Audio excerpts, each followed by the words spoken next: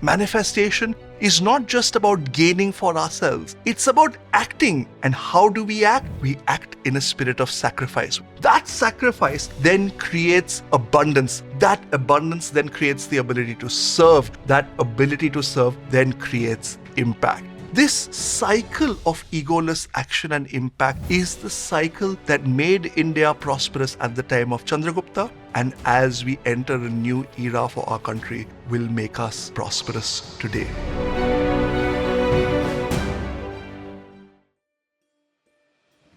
Manifestation. It's a word that has spawned a global industry. Today on manifestation, we have books, we have seminars, we have retreats, we have coaches. The basic idea of manifestation, as explained here, is to visualize what we're looking for. For example, if I want to gain a home, I need to visualize what that home would look like. How many bedrooms? What utilities? Where would this home be located? To get all of these pieces visualized and then on a mood board. And once this intention is set, to trust that the universe will give it to us. But there is one risk in this approach that we often miss. That risk is that whilst undertaking all of these steps, we forget to do the one thing that will help us achieve our goal. We forget to act. So how do we manifest whilst avoiding this risk of inaction? The Bhagavad Gita has the secret. It's called Karma Yoga.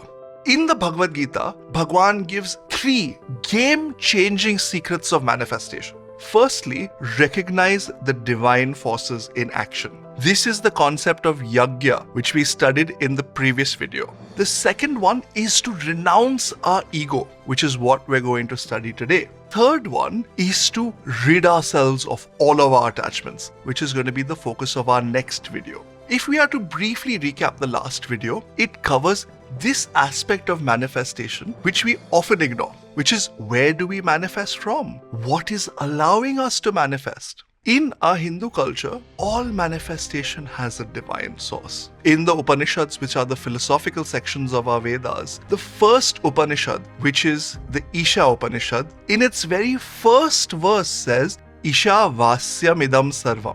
Everything that is manifest is pervaded by divinity. And the divine makes it possible for us to access all of these resources through the process that is known as yajna. Yajna is not just the fire ceremony or the havan that we traditionally know it as. Yajna is revealed by Bhagavan as an intricate process where we recognize the divine origins of everything that we are engaging in and offer back to those divine sources. So as a result, on this planet, we live in harmony with the wind, the water, the rain, the sun. All of these natural forces and humans live in a cycle of harmony in which we reinforce each other.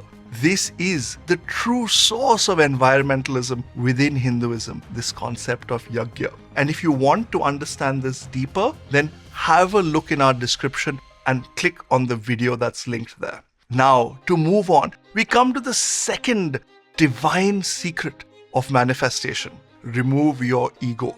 In our last video, we had spoken about Chandragupta and Chanakya during the foundation of the most prosperous empire in India, the Mauryan dynasty. The day before young Chandragupta was to be coronated as king, he called his teacher, Chanakya, and declared to him, "I don't want to be king."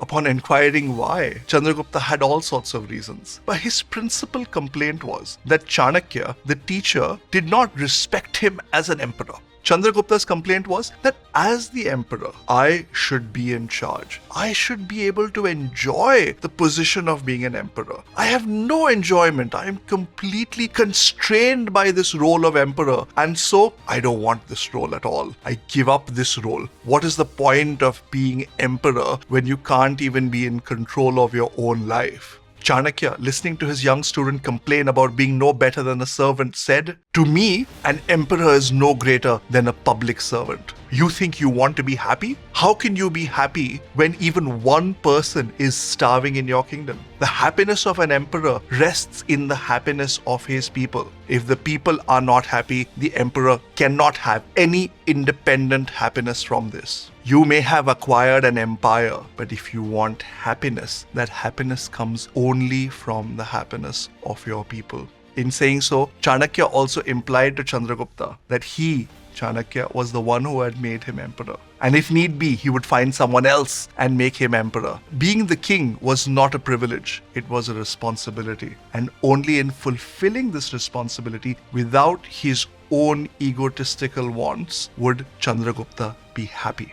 This was the basis on which the Maurya dynasty was founded and on which Chandragupta, who then agreed to be coronated, was able to rule for 50 long years. This is the ethos of prosperity in our culture. If we want to act, we must act without our ego, and suddenly all of the opportunities, all of the results start to become possible. We see this in the verse itself. Annad bhavanti bhutani parjanyadanna sambhavah yajnad bhavati parjanyo yajnaf karma samudbhavah. From food come forth beings. From rain, food is produced. From sacrifice arises rain, and sacrifice is born of action.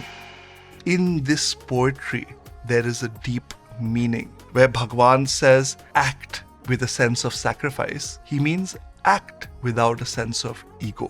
Where Bhagawan says this type of action produces rain, he means this type of action creates abundance. Even today, when we speak about abundance, we use the analogy of rain. It's raining prosperity. Acting in a spirit of sacrifice without the ego creates abundance. From that abundance comes food. In this instance, food means the ability to serve. As a result of the abundance, we have an ability, an opportunity to serve those around us. And from this service come forth beings. In this case, beings refers to impact. We cannot make an impact as long as we are driven by our own ego. But the moment we give up this ego, suddenly we are available to make an impact. And even today in India, the most eminent corporate entities are ones that aim to make an impact rather than ones that aim to make purely a profit. That is why the Tata Group of companies, which is one of the most prosperous firms in the world, is controlled by a series of charities. And the money that they make is then spent